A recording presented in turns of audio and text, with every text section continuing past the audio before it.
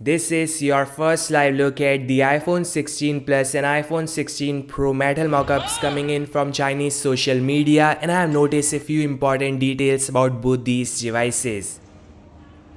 So the iPhone 16 Pro is more curved from the edges, so it is gonna be more comfortable to hold. The iPhone 16 Pro is coming at a 6.3-inch and 6.9-inch display size. Both these are getting a 5x periscope zoom camera, an action button and a capture button as well that can be used to shoot instant photos and videos. The new capture button is gonna be touch sensitive, so Apple might allow us to switch modes just while swiping.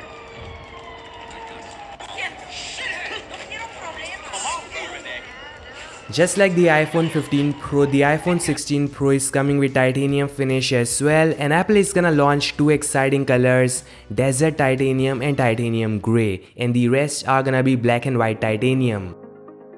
The iPhone 16 and iPhone 16 Plus is gonna have a vertical camera layout and a vertical camera module similar to the iPhone 10, 10s Max. Yeah, with the iPhone 11, Apple started using a squarish module, but now they are going back to a vertical layout. The iPhone 16 is also coming with action button that can be used to turn on flashlight or silent the device or turn on translate, and there are a bunch of functions to pick from. Don't worry, it can still silence your phone, but now you can assign it new functions or customize it to do almost anything you want, like launch camera, turn on flashlight, or record a The battery part confirms we may see a higher capacity battery size, and that means a better battery life. Plus we may see 40 watts of fast wired and 15 watts of wireless charging as well. So as overall it's gonna be a huge jump in terms of the battery life and in terms of the fast charging.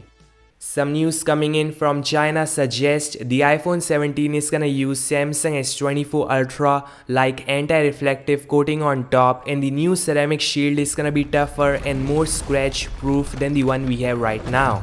This is the iPhone SE 4, and I can tell you guys it is gonna be far better option than Pixel and Nothing phone because of amazing camera, amazing powerful A17 Bionic chipset and a reliable software iOS 18 on top.